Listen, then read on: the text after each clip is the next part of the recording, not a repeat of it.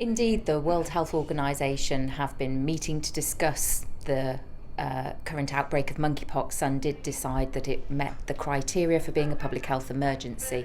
What this means is that we have increased cooperation internationally in terms of coordinating our efforts. We have to meet a number of requirements from the World Health Organization, for example, increasing our levels of surveillance and making sure that we're able to respond when we do have cases. After COVID, people will be concerned about another global outbreak.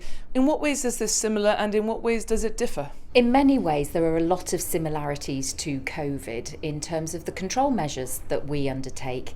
People have got very used to us, for example, doing contact tracing through COVID, and that's one of our key measures at the moment in terms of dealing with monkeypox.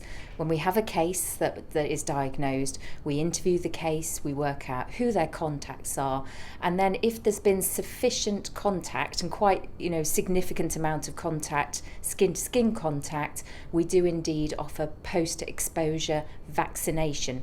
Now, there isn't a dedicated monkeypox vaccine, but the smallpox vaccine gives us about 85% protection, so hence why we're using that in terms of close contacts. You've mentioned post-exposure vaccination as opposed to vaccination as a precaution before getting the disease. How does that work exactly? Yes, we're in discussion with the UK in terms of getting more supplies of the smallpox vaccine so we can offer a pre-exposure vaccine programme, particularly to groups that may be at increased risk of developing monkeypox. Globally, most of the cases have been so far in the community of men having sex with men, so we will be in a position to be able to offer pre-exposure vaccine to that group, and also to healthcare workers. Healthcare workers are in the front line in terms of treating cases of monkeypox, hence why we are going to be in a position to offer pre-exposure vaccination to healthcare workers as well. You've mentioned that monkeypox has been prevalent among men who have sex with men, although of course other people can catch it. Is there an element of stigma that needs to be fought in order to combat it, with gay or bisexual men perhaps worried that they'll be judged or blamed?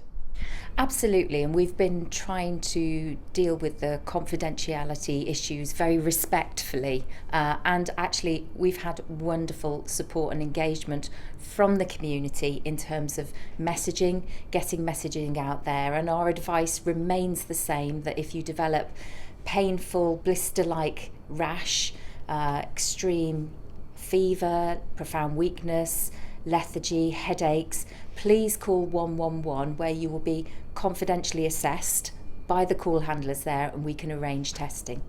How many cases has Gibraltar seen so far and how serious have they been? So in terms of our current total, we've had 6 cases who have been diagnosed here. Not all live here, but we've had 6 cases diagnosed here.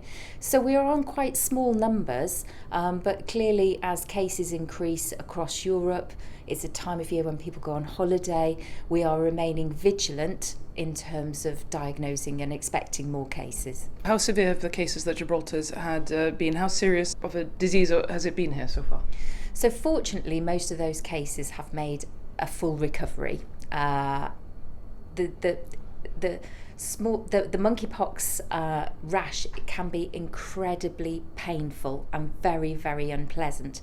And most of the people who have reported to us, the main challenge has been dealing with the pain actually from the rash. Our concern is then people get secondary bacterial infection and the rash gets infected.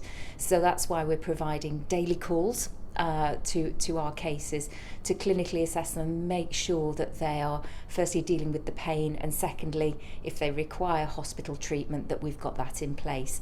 So just to reassure people, it is an unpleasant, painful condition, but the vast majority of people globally have made a full recovery as well. And finally, what's the message to the public as regards the global outbreak and also here in Gibraltar? So we carry on as are, remain vigilant. If you do have a rash and think that you may have been in contact with a monkeypox case, please call 111. We've reviewed all the World Health Organization recommendations from this being a global health emergency and have reviewed all our plans and response. And I think we're in a good place to be able to respond should we get further cases.